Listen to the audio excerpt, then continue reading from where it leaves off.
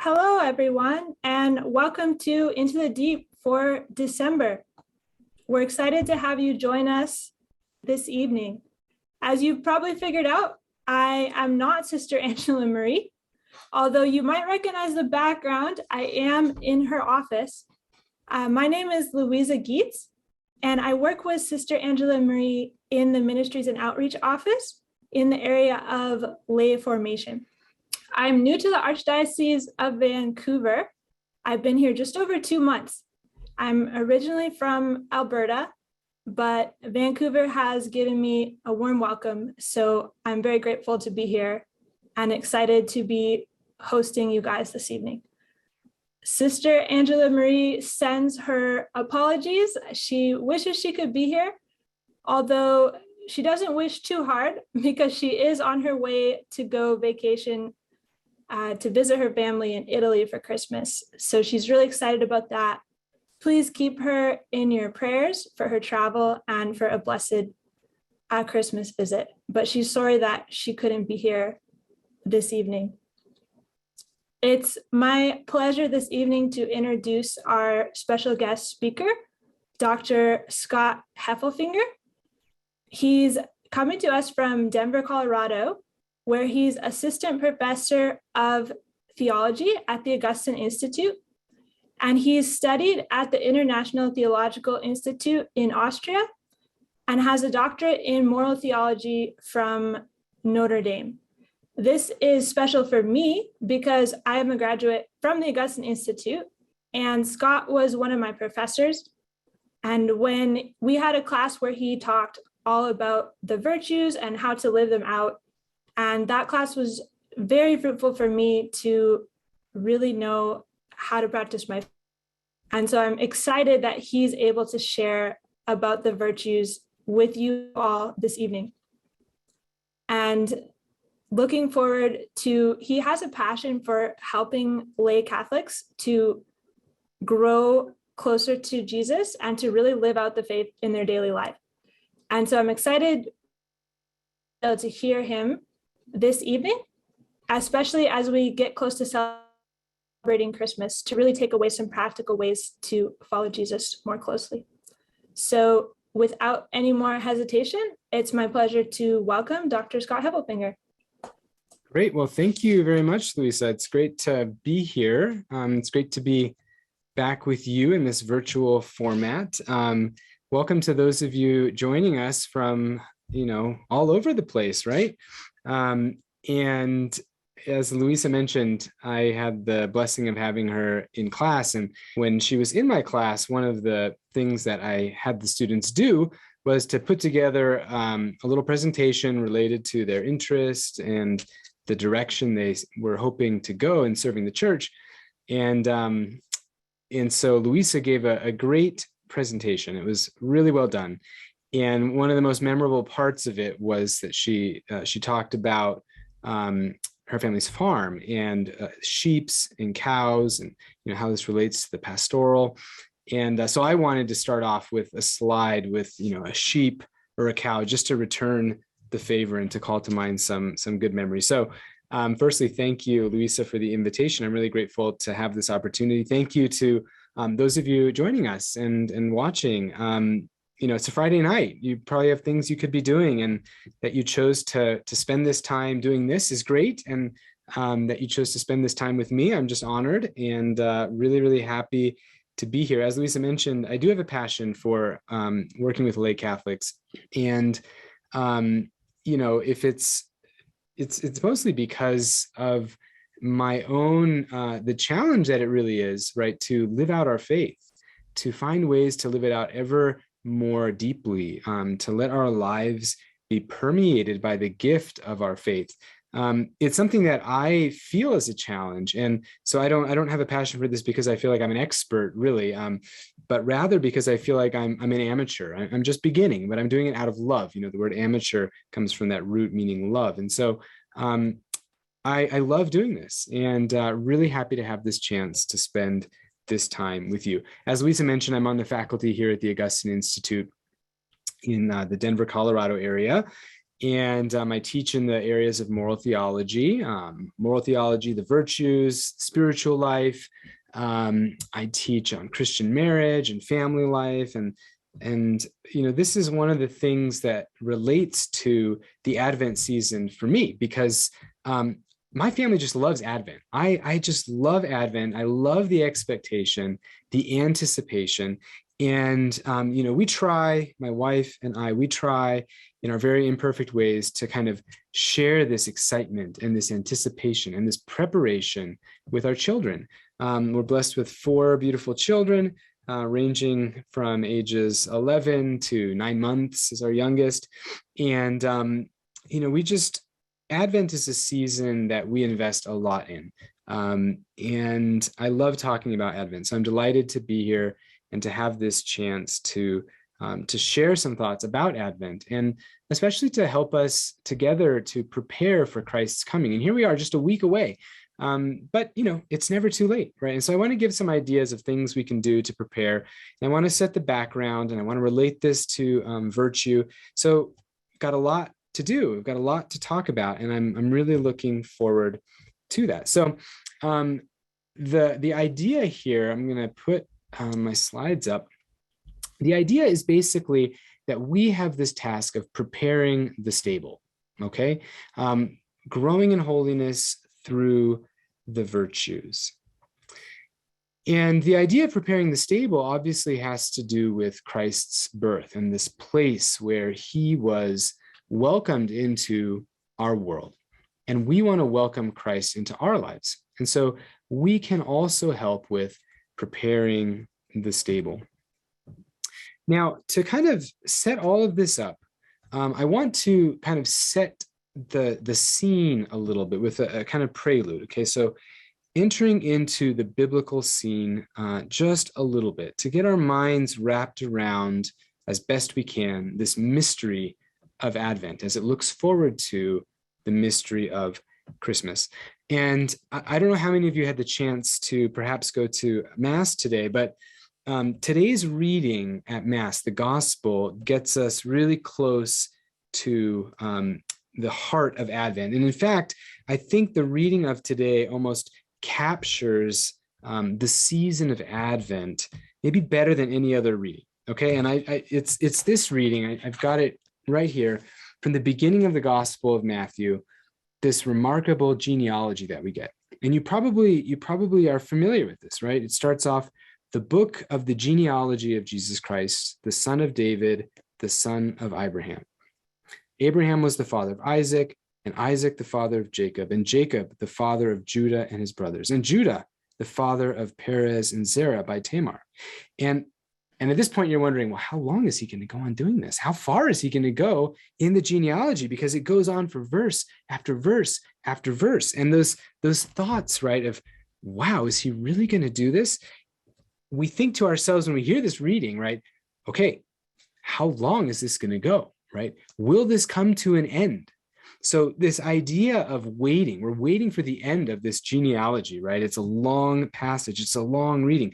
And as we hear all of these names, we think to ourselves, who are all these people, right? Who are all these people? And are they important, or how are they important, or in what way are they important? And so this reading with all of these names, and it's just a simple genealogy with a special order to it, I think really puts us into the season of Advent because it makes us feel a kind of impatience, right? Name after name. What is the point of this? And I want to talk a little bit about the point of that genealogy further on. But what I want to focus on comes at the end of the genealogy. And it is the high point, and it has to do with a particular biblical character. And that character is Saint Joseph. And so at the end of this genealogy, it comes to its high point in verse 16, when it says, and Jacob, the father of Joseph, the husband of Mary, of whom Jesus was born, who is called Christ. So this genealogy is moving in the direction of Jesus Christ. It has this expectation of arriving at Jesus. And the high point is the mention of Christ, of course, But the figure who stands in the last place in this genealogy is Saint Joseph. And so I want to focus this presentation on the figure of Saint Joseph, because he is helpful for us to come to see the role of the virtues, what they are, and how they can help us prepare for Christ's coming. It's also, I think, fitting because we've just completed on December 8th, the Feast of the Immaculate Conception. We completed this beautiful year of Saint Joseph that our Holy Father kind of gave to the church as a gift. And I think it was a great gift. I know it was a rich and fruitful year for me and my family. And so I want to focus on Saint Joseph at the end of this year of Saint Joseph. And, I think it's more common to focus on Mary. Sometimes we talk about walking with Mary in Advent. And this makes sense, right? Because Mary, of course, carried Jesus in her womb for 9 months.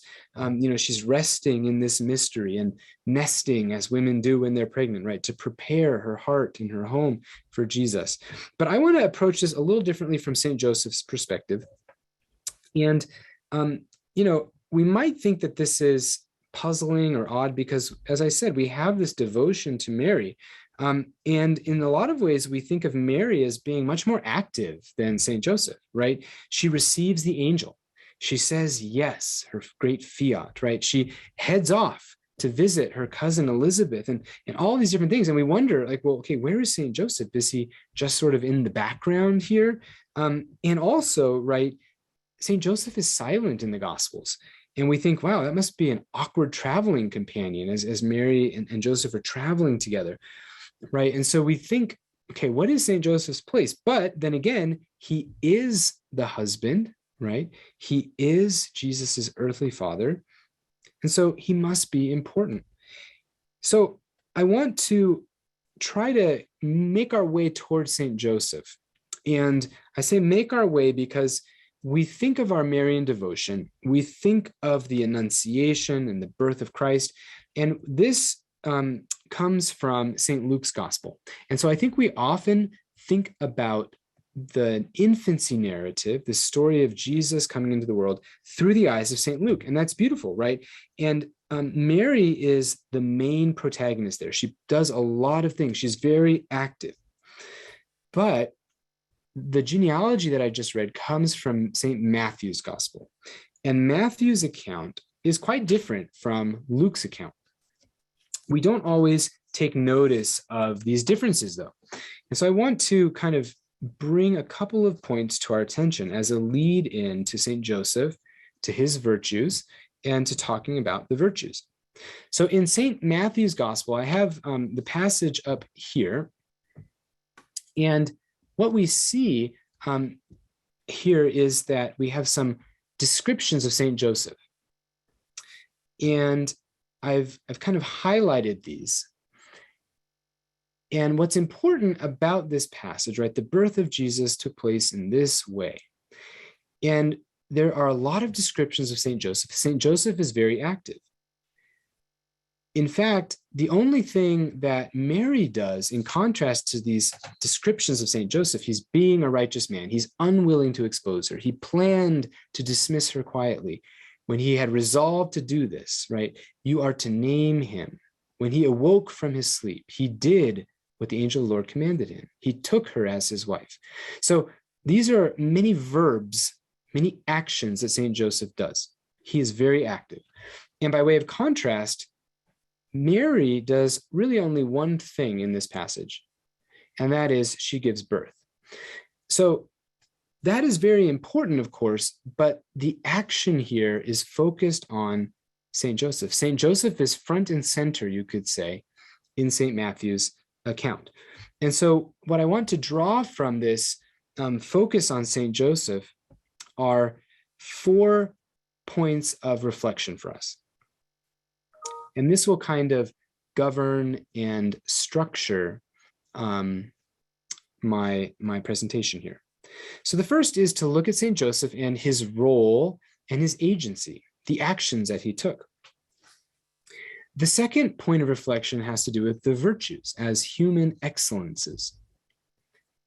The third point is preparing the stable. Okay, what is it about the virtues that helps us to prepare the stable for Christ's coming? And the fourth point is that God comes to our aid as we work to prepare the stable. Okay, so let's start on this first point of reflection here. Saint Joseph, his role and his agency. Now, when we think about Advent, this word in the Latin basically means something coming toward us. We've probably heard this before. And the idea is that something approaches. And this is the same kind of etymology of the word as the word adventure, which has the same Latin roots. And we might ask, well, why is that? And if we ask that, we need to ask, well, what is an adventure in the first place? So the funny thing about an adventure, right, is that if we really think closely about it, you can't set out on an adventure. We might be able to set out on a journey, but an adventure is something that happens to us, right?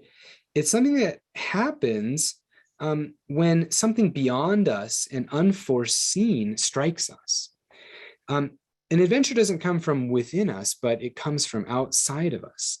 It comes from outside toward us. Adventure, that's what the Latin word means.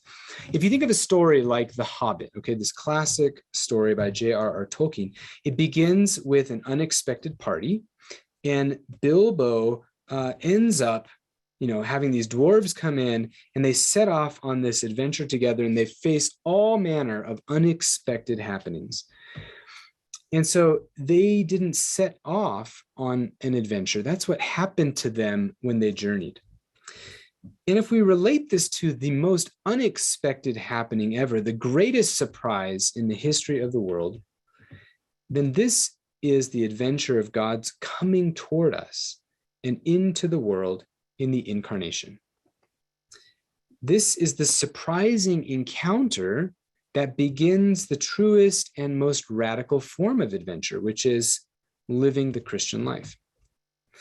And so it's not a mere coincidence that we have this striking similarity between the words adventure and Advent. Okay, adventure in the Christian liturgical understanding is epitomized in the season of Advent, where God comes towards us, where the Son comes into our lives to dwell among us. So Advent is this adventure that prepares for that moment. It heightens our anticipation of it, and it elevates our celebration of it once it arrives. So all of this heightened anticipation and expectation, how does it relate to St. Joseph? Well, when we read St. Matthew's Gospel, I mentioned that it begins with this genealogy, and I read this phrase already about Jacob, the father of Joseph, the husband of Mary. St. Matthew's Gospel builds this anticipation by working us through this genealogy leading up to Jesus's birth. And in this way, St. Joseph embodies the great waiting and expectation of a people, right? And what happens in St. Joseph's life? Well, an angel of the Lord appeared to him. God intervenes, right? It's an adventure. God intervenes in a special way in St. Joseph's life, sending an angel more than once to prepare him to take Mary as his wife and to accept Jesus as his adopted son. And so this divine intervention in Joseph's life reminds us of adventure, where something breaks through the horizon to change us and our lives. And so this was, in a sense, the beginning of St. Joseph's adventure preparing for Christ's birth. And even after birth, that adventure continued. If we think about the flight into Egypt, right? There's an unexpected challenge. There's an intervention, again, by an angel, and it's followed by obedience, this powerful act, this powerful character trait of St. Joseph, to be obedient to God's word when the angel speaks it. So all of these dimensions of adventure in St. Joseph's life, God's intervention, his reacting, his being docile and obedient, his taking care of Mary, his taking care of baby Jesus in the womb and after birth. And so for St. Joseph, this time of waiting in Advent, of expectation, of anticipation, it was truly an adventure, right? It was the beginning of the adventure of being the earthly father of God's incarnate Son. And so St. Joseph, I think, is a very good model for us of allowing God's will to break in upon our lives. which are often too comfortable, often too neat, right? And to allow God to redirect us towards that true adventure, which is living the Christian life. And so St. Joseph is a model of preparing ourselves for Christ's coming, not only through prayer and reflection, but also through action. And in St. Joseph's case, this is acting well, taking care of things, being docile to God's will, to his word, and loving well, loving God well, loving Mary well, loving his newborn son well. And it's this acting well that's going to tie very closely to our discussion of the virtues. Now, there's another side of St. Joseph that we emphasize, and it comes through, for example, in St. Matthew's Gospel in this passage. Is not, they say of Jesus, is not this the carpenter's son? Is not his mother called Mary? So this is another side of St. Joseph that we often emphasize, his work, right? St. Joseph, the worker. St. Joseph is a carpenter. And this is going to be a really helpful contrast for us because St. Joseph was very skilled as a carpenter. He had that craft of carpentry, of woodworking. And it's skill and art that helped him to be a good carpenter. But that played a relatively small part in the adventure that we've been talking about up to this point, taking care of Mary and Jesus in the early days that the Gospels recount to us, in all of the unknown happenings, in God's interventions, in those things coming from the outside and having to react to those. It wasn't Joseph's skill as a carpenter that helped him to take good care of Jesus and Mary in the midst of this adventure. It was actually his virtue that enabled him to do what we find him doing in the Gospels, listening, loving, acting courageously and stably and with courage for the good.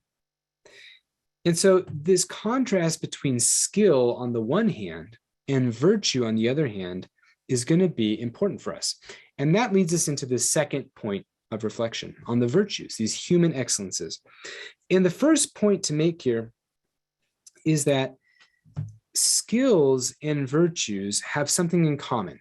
And that's why skills are helpful to think about in a first moment. Skills make us ready to do something well, right? To create something good, like art or craft in St. Joseph's life. The skill or the art of carpentry or woodworking helped St. Joseph to produce good doors or tables or whatever it was he was building. But that's a different matter. That's a limited domain in life, right? What enables us to not make good things, but to be good human beings is the virtues.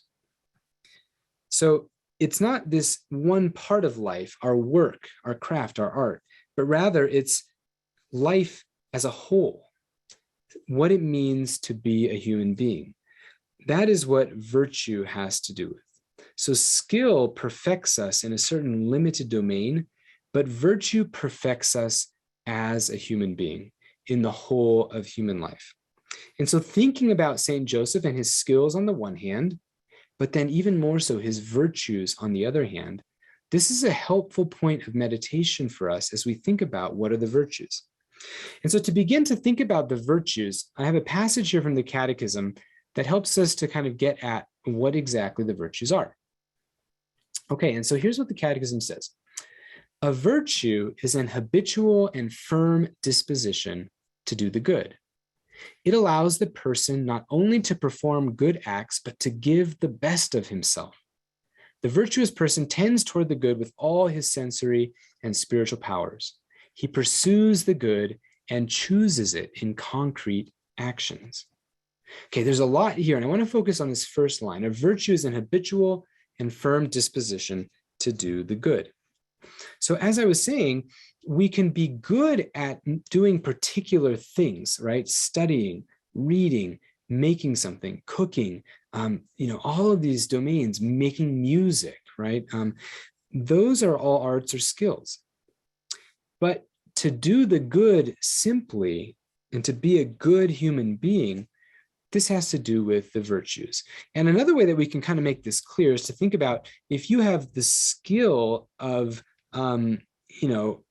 say, being a carpenter, right? Or maybe let's take a metal worker, right? You're a good metal worker.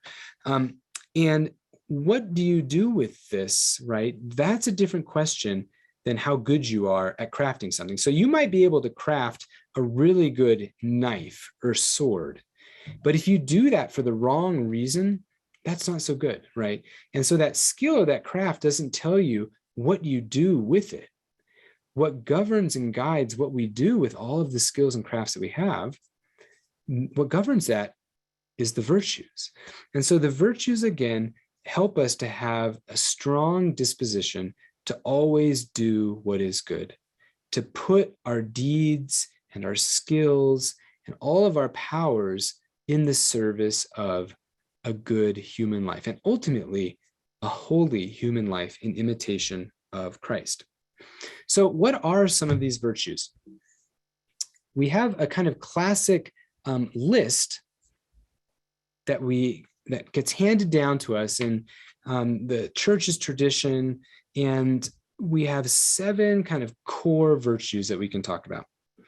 Now, we could spend a long time talking about each one of these, but I'm just going to give a brief overview and try to show how they operate in our lives, how they help to make us grow in holiness, and in that way, how they help us to prepare our hearts for Christ's coming at Christmas. Okay, so these virtues listed, and we have them also in the Catechism in the same way, are prudence, justice, temperance, fortitude. These 4 are called the Cardinal Virtues. There are more virtues than these, but these 4 have a particularly important place. Cardinal means hinge virtues. And so the moral life and all the other virtues hinge on or around these 4 cardinal virtues. Now, these words are probably familiar to us, and that's good. I want to just try to take us a little bit further into them in just a second. The other 3 that I have listed here, faith, hope, and love, these are called the theological virtues. These are supernatural virtues given with grace. Okay, they are Christian virtues, you could say. And we'll talk about those as well. So what are these virtues, and why do we need so many, we might ask ourselves. Okay, well, the cardinal virtues, let's start with those. Prudence is a virtue that helps us to know the good to be done. It's a virtue that perfects our minds. What is the right thing to do here and now? We have to understand reality. We have to understand our options. We have to understand what a good option is to accomplish the good that God wants us to accomplish. But this takes thinking, reflection. We seek counsel. We do all sorts of things to figure out what's the right course of action here. And so that's what prudence is. Prudence has to do with knowing the good to be done here and now, a perfection of the mind. So we might think, well, once I know the good, isn't that pretty good, right? Like, haven't I gotten pretty far? And the answer is, yeah, that's a great start to know what is good. But after we know what's good, we have to do it. And justice is the virtue that engages the will. The will is the power that moves us to action, that desires the good and moves us to do it. And so once we know the good, it's justice that helps us to start acting for it, and to do it in a way that respects those around us. Whatever is due to them, whatever obligations we have, justice takes that into account. So prudence has to do with knowing the good. Justice has to do with doing the good or enacting the good in a way that corresponds to all of the debts and obligations towards others who are around us. Okay, so prudence and justice, knowing the good, doing the good.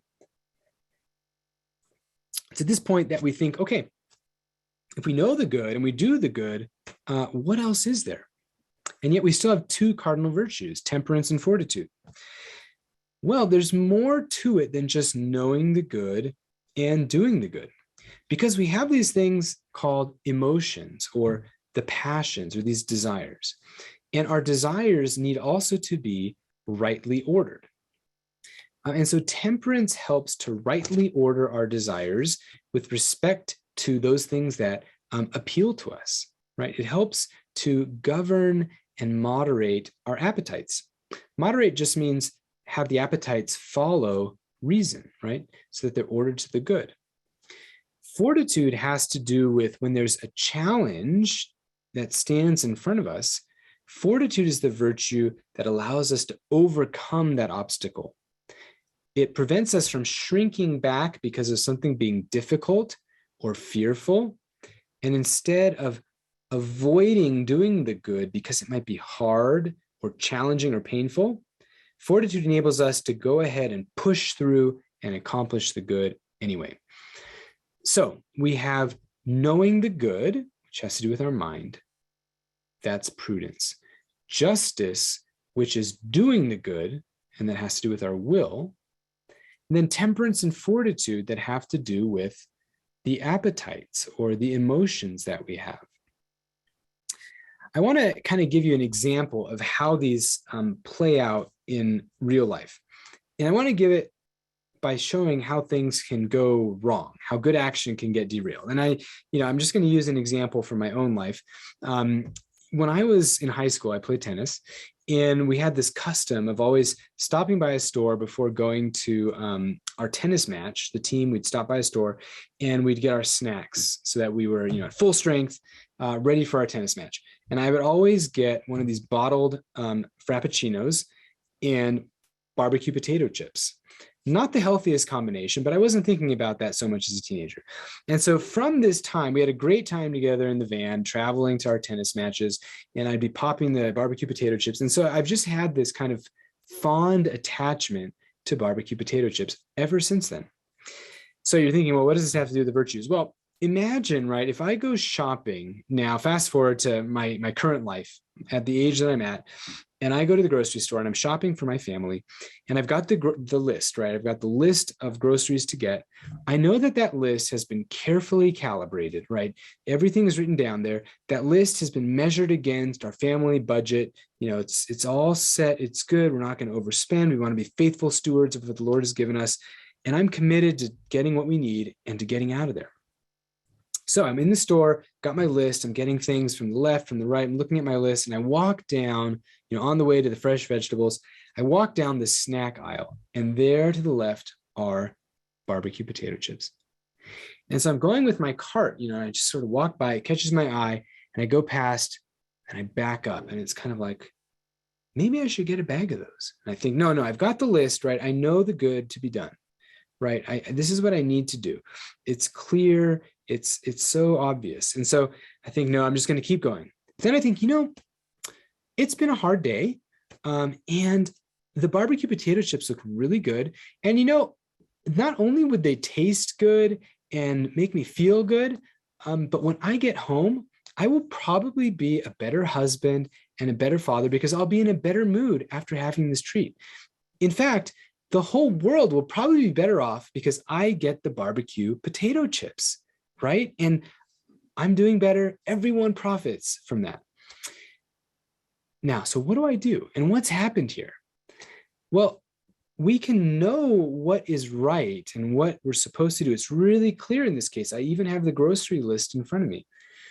But those desires that we have, right? This desire for something pleasurable like barbecue potato chips, it starts to kind of work on reason to make up a little story, right? Well, you deserve these. You've had a hard day. You will be a better husband and father when you get home because you've had the barbecue potato chips. And so this silly example, in a way, not that this hasn't happened. I mean, I'm not saying it has never happened, but it's kind of a silly example. And what it shows is that sometimes we think that the emotions just sort of overwhelm reason, right? But in fact, the emotions are much more subtle than that. Our appetites and desires are much more subtle. They're like ninjas that co-opt reason. And it's because of that that we need to have temperance and fortitude. Because we can know the good and we can even do the good, but the best possibility is to know the good, do the good, and desire the good, right? So maybe I overcome that desire for potato chips and I'm kind of like, oh, no, I've just got to press on. And I do. And I avoid it. But there's been this conflict within me. My desires haven't been rightly aligned around the good. And so if I have temperance, then I'm able to just pass those potato chips by without an issue.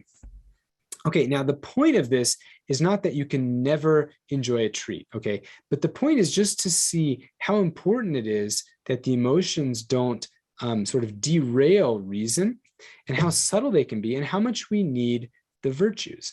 And one of the major points is we might ask the question, why do we have so many virtues? And I hope you're beginning to see that it's because we have these different capacities like reason, the will, our emotions, and they all get perfected in different ways so that we can act well and act consistently for the good. So these are the cardinal virtues and how they perfect these different capacities that we have. I'm going to put the slides back up so we can wrap that up and move on to the theological virtues. But before I get to theological virtues, I want to kind of sum up those cardinal virtues, which are also called human virtues, with a passage from the Catechism. It says here, human virtues are firm attitudes, stable dispositions, habitual perfections of intellect and will that govern our actions, order our passions, and guide our conduct according to reason and faith. Okay, so that's what we've seen. And I want to highlight these next few lines. They make possible ease, self-mastery, and joy in leading a morally good life. So having the virtues means that we can take delight in doing the good. Sometimes it's hard to do the good, but the more we acquire the virtues, the more joy and delight we take in doing the good. It goes on here. The moral virtues are acquired by human effort. They are the fruit and seed of morally good acts. They dispose all the powers of the human being for communion with divine love. So these human virtues that we work to acquire prepare us for communion with divine love. The point of having these virtues, we sometimes talk about self-mastery. It's not about sort of being all buttoned up or, tight-lipped or stoic or anything like that. Self-mastery is for the sake of self-gift. We want to have possession of ourselves so that we can give ourselves away in love and service to others. Okay, so let's go back to the theological virtues now. Faith, hope, and love. Faith is the virtue that allows us to believe all that God has said and all that his church teaches. It perfects our minds so that we can know God in a supernatural way. Love unites us with the beloved that we know through faith. Love helps us to desire to be united more and more with God, to love God, and to love others in God. So love brings about this union that reaches its culmination in heaven. And when we talk about love, we're talking about charity, this theological virtue. Now, hope gives us confidence that God will bring it about, that we remain in love, and that we're united with him in love in heaven. If we didn't have hope, we would despair, because what God calls us to, our supernatural destiny, goes beyond our powers. Only God can bring that about. And so we have confidence that God will be faithful to his promises. We trust in him, and that's the virtue of hope. And so faith, hope, and love reorient us through grace to God as our ultimate end and as being called to share in his divine life in heaven. We call that the Beatific Vision. And so the theological virtues are the work of grace within us, reorienting us to God and to our supernatural destiny in God. Now, all of these virtues work together in a harmonious way so that we can live out our faith, so that we can love God above all things and act in all circumstances, at all times, in all situations, for God, for his good, and ultimately for our own good. And so we have all of these virtues that perfect us in different ways because we're complex creatures. And so each of these virtues helps to perfect us in a certain way and to perfect a certain capacity. And so these are the virtues that we talk about. And here is the Catechism on the theological virtues to kind of summarize and bring to the high point this discussion of the virtues. We read in the Catechism, the human virtues are rooted in the theological virtues, which adapt man's faculties for participation in the divine nature. For the theological virtues relate directly to God. So these theological virtues help us and prepare us to participate in the divine nature. That's an amazing gift, right? The fruit of grace in our souls. The theological virtues are also the foundation of Christian moral activity. Okay, so they help us to act and to live in a truly Christian way. They inform and give life to all of the moral virtues. So that is to say, the theological virtues help to shape and direct the cardinal virtues for the Christian. So all these virtues work together, and when they work together in Advent, they help to prepare the stable. And so that's what I want to talk about next. That's what the virtues are. They're firm dispositions that help us to know the good, to do the good, and to desire the good consistently and stably in our lives. And so if we learn to live these out in Advent, this helps to prepare the stable of our hearts. So we've been talking about St. Joseph, and St. Joseph's virtue literally prepared for the birth of Christ, right? He helped get them to the stable. He took care of Mary. He took care of baby Jesus. He helped them after the birth to get to safety in Egypt and then to come back to Nazareth. And so St. Joseph's virtue literally prepared for the birth of Christ. And so we might expect that our virtue figuratively prepares. But no, our virtue also helps to literally prepare for Christ's coming. And the way this happens is through grace, right? Because through grace, God dwells in our souls. And as we grow in virtue, then we prepare our souls for Christ's presence within. St. Paul speaks about Christ being formed within us. So in a certain way, we could almost say Christ is born in us through grace. And by strengthening the virtues in our lives, we prepare for his arrival and we make it a cozier and more welcoming home for him and for his work in us. We also prepare our hearts for receiving the Eucharist. And in this way, we also prepare the stable for Christ's coming when we receive that sacrament of the Holy Eucharist. So what can we do to prepare the stable, to strengthen and elevate these virtues within us? Well, we want to model ourselves on Christ, of course, but also St. Joseph's life. And St. Joseph acted, he did things. And I just highlighted a few from Matthew's account of the infancy narrative. Joseph awoke from sleep. He did as the angel of the Lord commanded him. He took Mary as his wife, but had no marital relations with her until she had borne a son, and he named him Jesus. Joseph acted. He did things.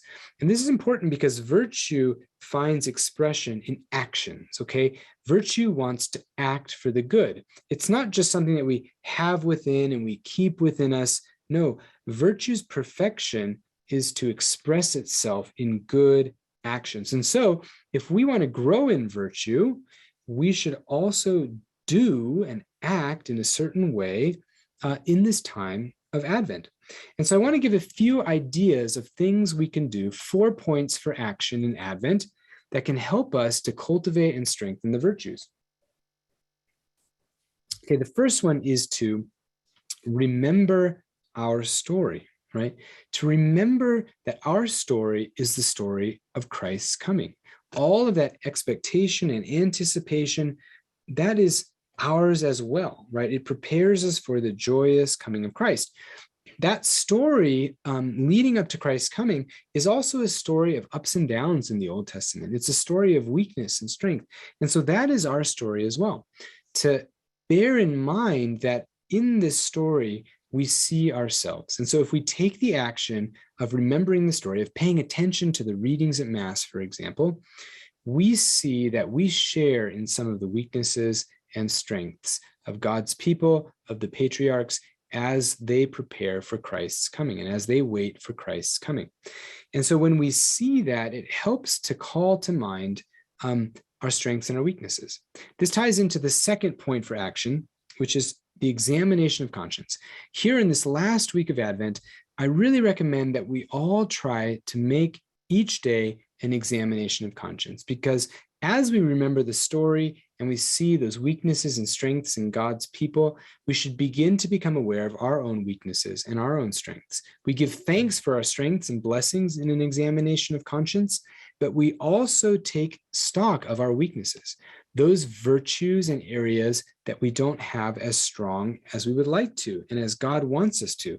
If we think of prudence, right? Do I tend to make some bad decisions in certain areas of my life? Or maybe am I indecisive, right? Prudence The perfection of prudence is to act, is to do the good. Sometimes we delay, we hesitate, we're indecisive.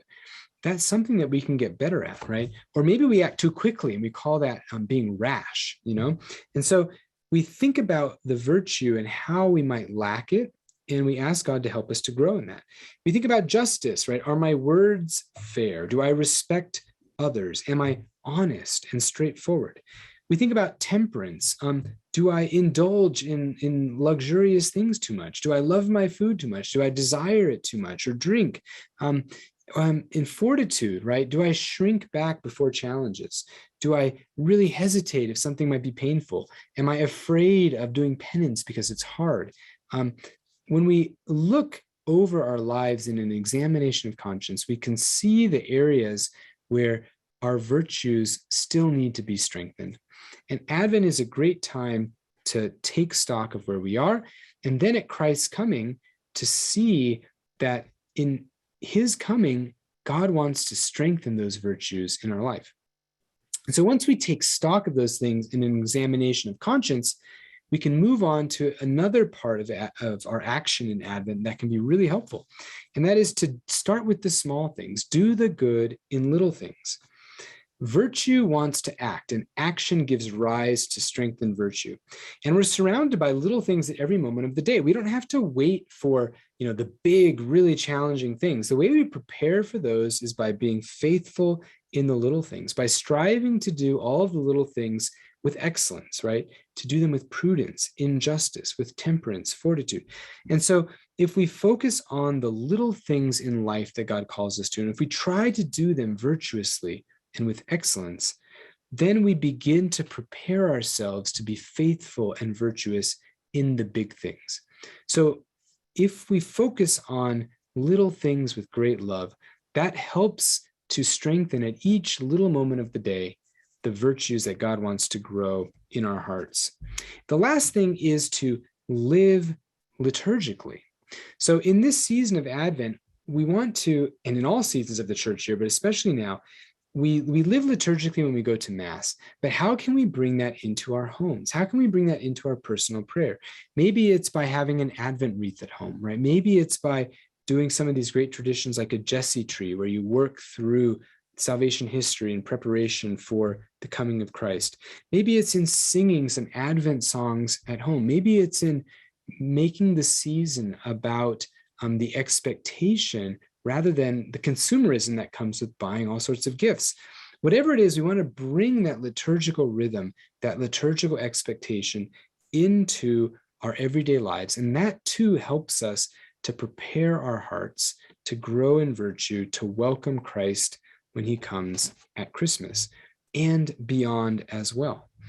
So when we think about Christmas's rapid approach and doing these four particular things, remembering the story of the patriarchs, which is our story, seeing there some of the ways that we struggle, which leads into an examination of conscience, taking stock of the virtues that need strengthening, trying to enact these virtues in the small things, and then living liturgically at home and in our personal lives. We can do these things up to Christmas, but even beyond Christmas, right? We think towards a New Year's resolution, for example. What spiritual resolutions can I make with respect to the virtues, right? What areas do I need to grow in? And I can make a New Year's resolution that's not only maybe about a professional goal, but a goal of growing in virtue. So all of these steps and these actions lead us up to a joyful and rich celebration of Christmas, but they carry us beyond as well. Okay, so the last point that I want to make is that all of this talk about cultivating the virtues, right, and the things we can do, it's important to realize that we don't do these on our own.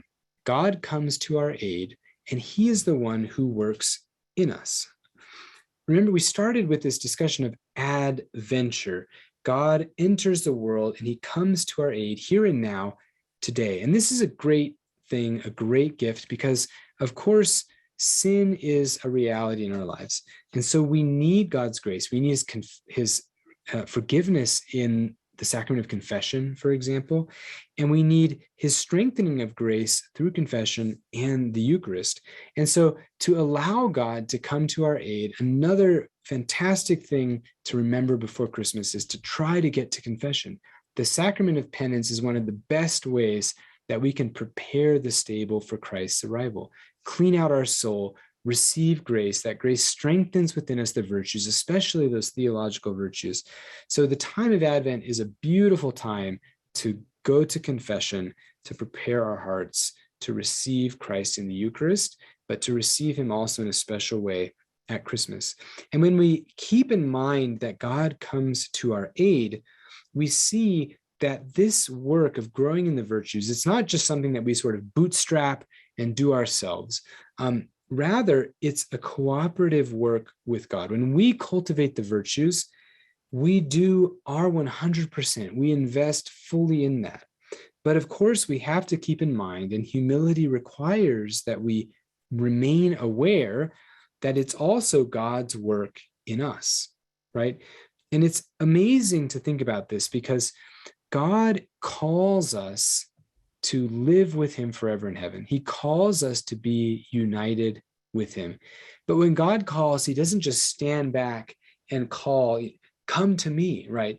He works within our own hearts to draw us towards himself. God's call is an effective call, transforming us within. And that transformation involves growing in the virtues, preparing our hearts to welcome God into them with greater and greater depth so that we can be more and more permeated by him, and through that strengthened in the virtues. So in conclusion, I just want to come back to this opening slide that I had, the idea of preparing the stable. How do we prepare the stable in Advent? We turned our thoughts to Saint Joseph, looking at his role in taking care of Mary and taking care of Jesus, and how this care was the result not of his skill or art as a carpenter, but it was the result of his virtue, right? It was the result of the virtues that Saint Joseph had that we are looking to understand what the virtues are. And we saw that the virtues are these 4 cardinal virtues and the 3 theological virtues. And they are these stable dispositions that prepare us to do the good, that prepare us to be more and more united with God, as Saint Joseph was, as Mary was. And so we want to cultivate those virtues, and having a season like Advent is a perfect time to focus on that in an especially intense way. And I gave some examples of things we can do. We can actively remember the story of Christ, which is our story, by paying attention to the readings at Mass, by reading scripture, by praying over these stories.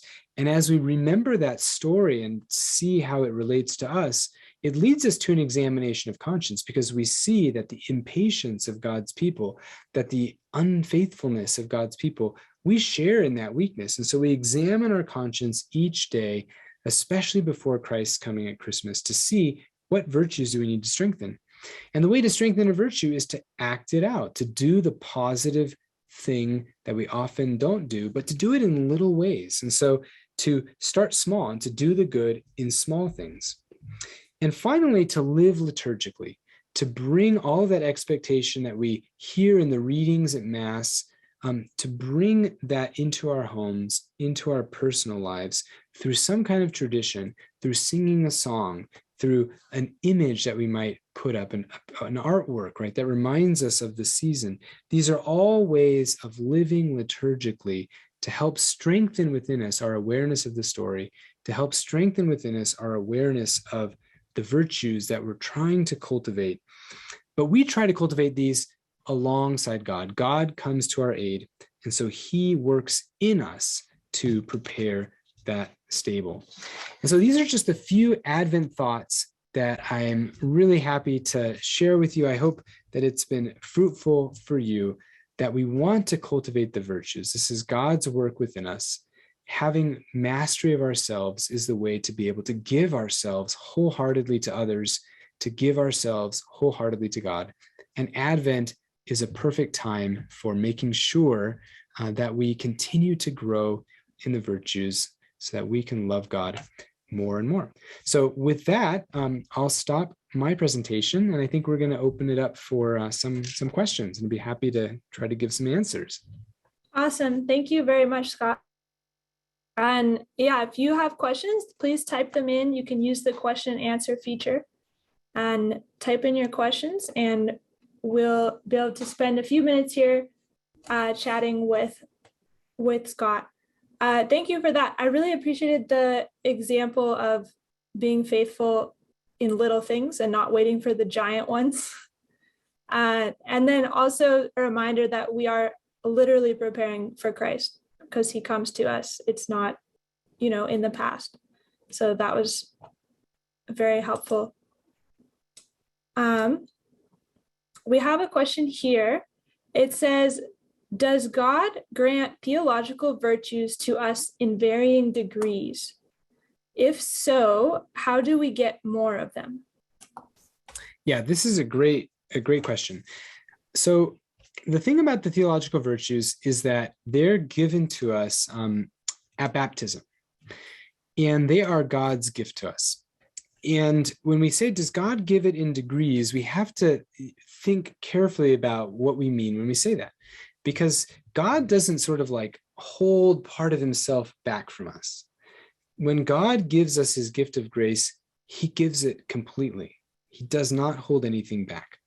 We are the ones who hold something back. We put obstacles in the way. And so the way the saints talk about this, the way that the theological tradition talks about this, is we actually have to let ourselves be permeated more and more by God's grace. And so our role in that, we can't give grace to ourselves. Only God can do that. But our role is to cooperate with that grace. And as we do that, it opens our heart to receive more and more of the gift that God is always giving. So in a certain way, there are degrees, and these correspond to the degrees of holiness that we see, right? From maybe the holiest of the saints to the ordinary Catholic, just struggling, day by day, which is probably most of us. And there are these degrees, but they're not because God is sort of choosy, right? And holding himself back from this person and giving more to that. But rather, God is giving himself wholly and fully, and we have to adapt ourselves more and more to receive that gift. So we can't give ourselves the virtues, but we can cooperate with those theological virtues that God gives, with God's work in us, so that they can sort of take over our lives more and more. It's a great question. Awesome, thank you. Another one we have here, how do you practice virtue when someone keeps persecuting the most vulnerable? How do you love this person? Okay, yeah, if I understand that question correctly, the practice of virtue is something that we often think about. It's kind of like patience is a virtue, for example. And there's kind of the classic example where we say the prayer, right? God, make me patient. And we're waiting for this kind of like lightning bolt or this zap where all of a sudden we feel like, oh, now I can be patient. But that's not usually how God answers that prayer, right? The way that God usually answers that prayer is by sending someone who's really difficult into our lives, so that we can practice exercising patience. So to grow in virtue almost requires that we're challenged by these difficult circumstances. And so if I understand this question correctly, it's sort of like, how do we act virtuously and show love towards people who can do some really bad things? And the way that we do that is we look to Christ, who did not hold back his love, but as St. Paul said, while we were still sinners, he died for us, right? He loved to the end, to the point of giving his life for those who persecuted him. So there's no easy way of cultivating the virtues, because at some point we bump up against this reality of the Christian vocation to love our enemies. And that's a challenge. Now, if we jump to that challenge, it can be a little overwhelming. And this is why, although we can't avoid that, this is why I prefer to start with the little things, right?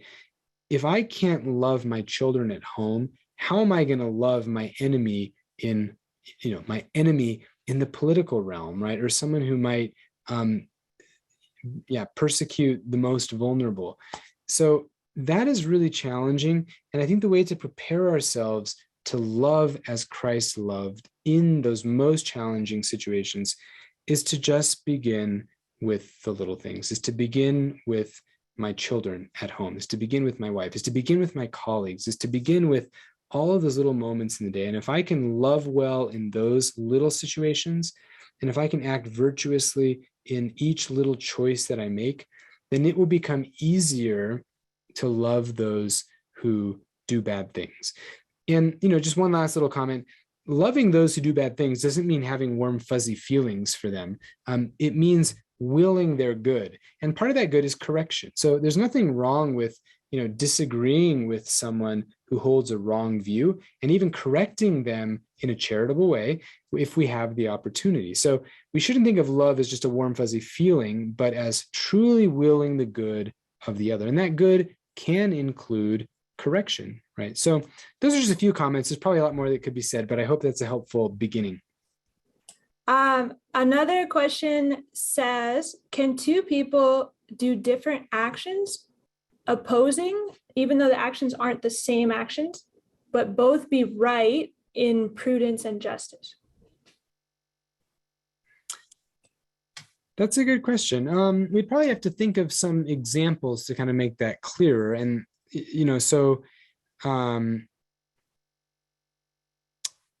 what kind of examples do we want to talk about? Well, you can't do opposing things where one thing would be good and the other would be evil. Okay, that is not the sort of opposed actions that we're talking about. But what certainly can happen is that two virtuous people confront a certain situation, and they might take a different point of view and act in a different way. Let me give two examples.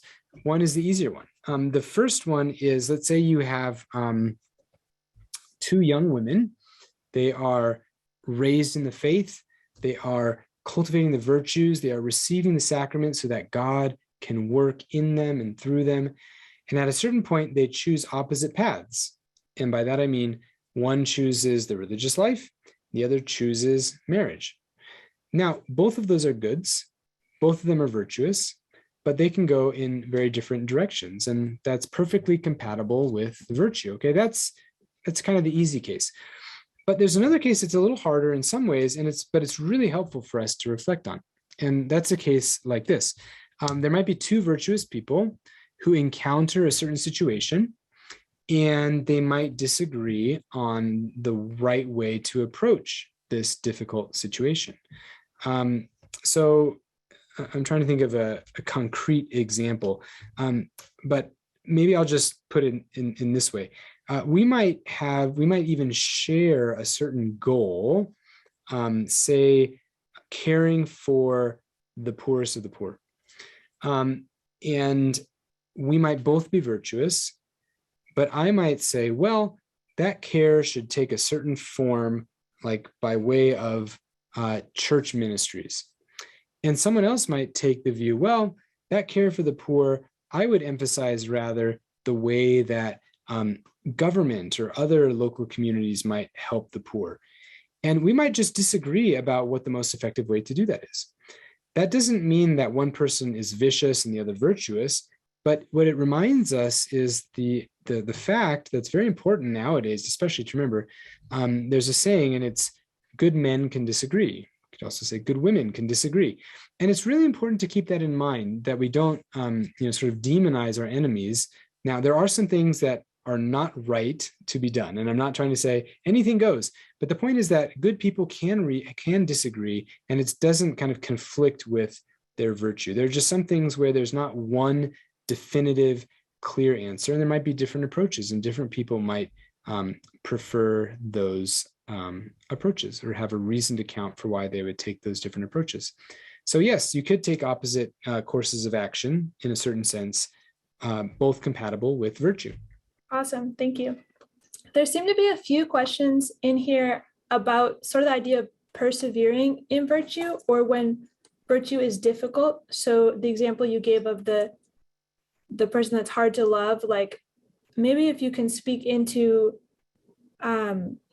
sort of the balance of how do we know when we've reached a limit in virtue, when to call on God to help, how that relationship works when it just feels hard. Sure. Well, basically, we should always call on God's help, because in our fallen state, we can't actually live out the virtues consistently without God's help. So when we talk about the human or cardinal virtues, as I did in the theological virtues, there's a lot to say, and it could sound like, well, those human virtues, that's something we can just sort of do on our own. And then the theological virtues, well, that's God's thing. They're not quite so separate. And sin makes it the case that even those human virtues, we cannot do them in a really stable, consistent way without God's grace. Okay, so we always should call on God's help. Now, maybe this question is also kind of coming from an experience that I think most of us probably have, which is I often, I'm striving for a certain virtue or to do a certain thing, to love a certain person, and I just keep falling down, right? And I get back up, but it just seems like I just fall down and get back up. Am I really making any progress? And sometimes progress in the spiritual life and in growing in virtues, it's not always what we might call linear, where it's sort of like just this gradual increase and we get better and better. And finally, we're in heaven. Now, some things are like that, and that's great because we can kind of see progress and it encourages us and we can give thanks to God and all of that. With other things, the progress is much more intermittent and we can go up and down and then way up, and some things the needle doesn't seem to move at all until finally, wow, like God came through and it just all came together. And so the idea of just being faithful to the task that God puts in front of us is really important. And in a certain way, not to become overly focused on our success. There's this very delicate balance in the interior life that has to do with what the saints typically call self-knowledge. We need to kind of know ourselves. We need to know where we're at with the virtues, how good we are to some extent, right? We need to kind of have a sense of how we're doing, but we also can fixate on that in a certain way. And we start to leave God and other people out of the picture a little bit. We start trying to be excellent because guess what? Like, I want to be really excellent, when really it's about loving God well. And we can never lose sight of that. So in some ways, and I think St. Therese of Lisieux is a helpful example where there's a kind of forgetfulness of self that needs to happen, a kind of forgetfulness of how successful or not we are. And just instead of focusing on that, just remembering the simple task to love this difficult person here and now. In a certain way, it doesn't matter how I did yesterday or the day before or the day before that. God is present in this moment, and I'm trying to commit to the virtues and exercising them and enacting them right here, right now, with God's help. So perseverance can be very challenging if we think about the past and we think about the future, and because it is hard, but in some ways, if we just focus on where the Lord has us here and now, and if we can remind ourselves that whatever God puts in front of us here and now, he is also giving us the grace to respond to it here and now. And I find that view helpful in thinking about the challenging, situations or people to love, to just keep in view the present moment. And that's where perseverance happens. It doesn't happen in the past. It doesn't happen in the future. It happens right here and right now in the grace of this particular moment. Awesome. Thank you. A little bit connected to that, what would you say to someone who feels that they've strayed very far off a virtuous path? And can little things actually bring you back? Yeah, that's a great question. Well, depending on what kind of straying we're talking about, I would go back to the point about the sacrament of penance.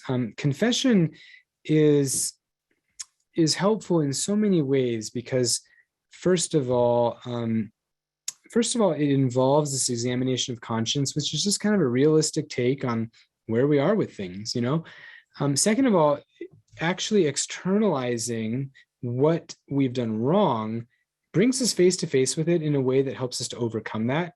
So when we tell the priest our sins, it can be hard, but we come face to face with, in a way, the worst of us, right? And the worst part of me, my sins. Sometimes it's actually comforting because we realize these aren't insurmountable things with God's help, right? But so it can be helpful to externalize. The third thing is God's grace through the sacrament is the most powerful thing we can imagine. And if we can open our hearts to it, and we are doing that if we go to confession, it begins to work in us. So if we've strayed far, then confession is the first thing, right, to the first gift, you could say, to avail ourselves of. After that, yeah, I do think the little things are helpful, because the reality with virtue is that if we try to tackle big things too quickly, we often run into what we call presumption, where it's like, well, you know what? I'm just going to go try to do this really big thing to sort of beef up my virtue. And more often than not, we just might not be ready, And so we wait in God's time. There won't be a shortage of challenges in life. The Christian life is an imitation of Christ's life, and Christ's life is characterized by the cross. And so there will not be a shortage of challenges and crosses in our lives. And so, at least in my own experience, and I think this is, the experience of most Christians, is we don't have to sort of go running looking for challenging things. We have enough in what's before us. And so sticking with the little things helps us to avoid the sin of presumption. It helps us possibly to avoid falling into pride. And fidelity to those little things is such a powerful means of growing in virtue. And this is why, one of the most popular saints of the 20th century and even now is Saint Therese of Lisieux, who put forward the little way, doing little things with great love. And it's been such a powerful force in her life, and also in the many, many lives of those who have tried to follow her little way. And so I would just go back to that and say, yes, those little things are very, very powerful. And God works with those baby steps to soon turn them into great strides in virtue. So I hope that's encouraging, right? Because for those we know, or if moments when we feel like we've really strayed, there's a lot of hope. And we don't want to lose sight of the hope that we have in God fulfilling those promises to help us grow closer to Him. One question about, you mentioned the patriarchs through the genealogy. Are there a specific story of a patriarch that we can learn or relate to in regards to virtue that you'd like to elaborate on? Oh, wow. Yeah, these are rich stories. I mean, one thing I was just sharing with my students the other day is, and it was actually because I was talking about this with my children. I mentioned this tradition, the Jesse tree, where you, throughout Advent, you take a certain biblical story in the Old Testament as it leads up to Christ, and you kind of hang a little picture that depicts the scene on a tree. It's almost like an ornament, and it builds up to the top until finally you've worked through, the salvation history until Christ's coming. And we got to this, the scene that we had drawn on our little ornament, and it was from Jacob's life, the patriarch Jacob. And I was asking my children some questions, and I said, so do you know who Jacob is? And they said, yes. And they listened to these audio stories about the Old Testament. And so I was actually really impressed with their knowledge. And I said, well, so did Jacob have a brother? And they said, yes, Esau.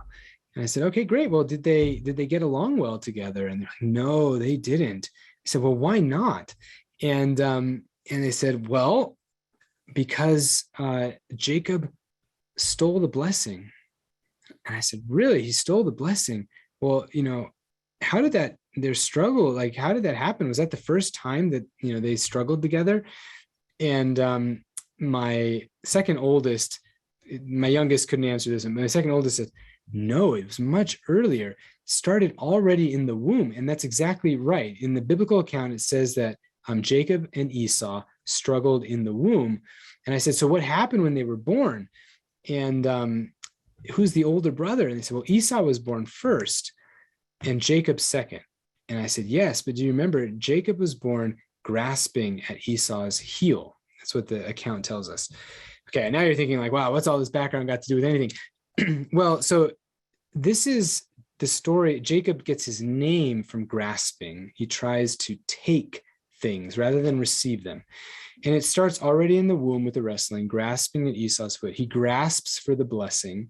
And so the scene on this little ornament that we had was related to a later scene in Jacob's life that pointed in the direction of his wrestling with the angel.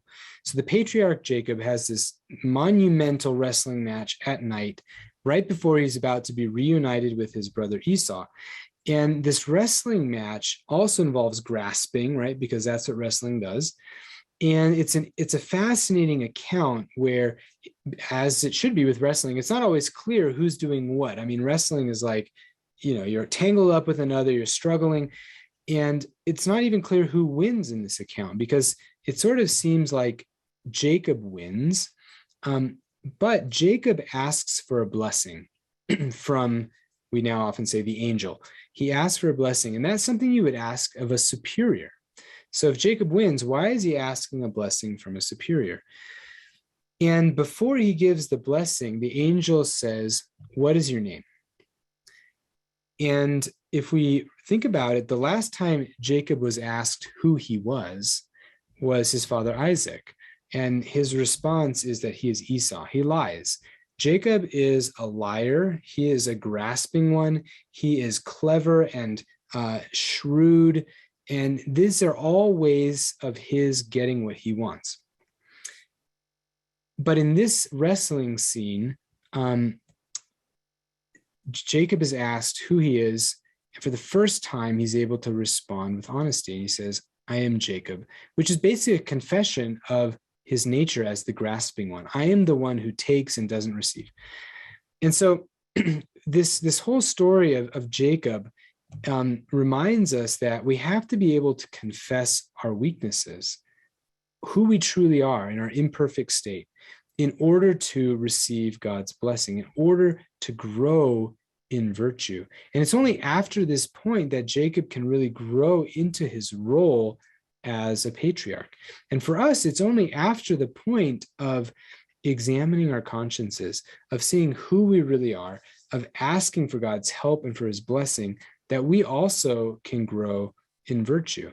And so in the lives of the patriarchs, we venerate them as saints, actually, even though we don't call them Saint Abraham. But we see that they're far from perfect. And in a way that gives us hope, because we also are far from perfect. And we can look at their lives and learn from them and see how they teach us to rely more and more on God, so that we can grow in the virtues, to love him more, and to continue to grow in reliance upon him. So that's just one little scene that's been on my mind recently, and learning to confess honestly who we are in our weaknesses, so that we can then turn to God and receive the grace to grow in virtue, to ask him for specific help, for specific virtues, for specific gifts of the Holy Spirit. And in that way, he'll help us to grow. Well, we had another comment that said, thank you for the presentation, that they learned a lot. So it's definitely been a great time to be here with you this evening. I want to go to some announcements from the diocese about what's coming up. And then, so you guys are able to get involved with the happenings around the diocese. One of the things coming up is, oh, here we go. Okay, sorry about that. So we have our December Memorial Mass with the Christmas tree of Remembrance. That's on the 26th. Gardens of Gethsemane is hosting that, so you're welcome to attend. We also have Simbang Gabi Filipino Mass. Those are going on all over the diocese. Many parishes are doing their own. So check your local parish or check out on Behold to find out when they're happening near you. It's a beautiful Filipino tradition of masses leading up to Christmas. And then we have a bereavement training program coming up in January. This is for anyone who might be interested in starting this at your parish. It's such a tangible way to be able to share God's love with others. And that's going to start in January. And again, you can check out Behold for more information about that. And part of the Healthy Relationship series that's been going on, we have two priests that are going to talk about what it means to have Christ-centered friendship and to be best friends with Jesus. And that is early January as well. So check that out. And then last but not least, our next Into the Deep presentation. Apologies, we're having internet troubles here.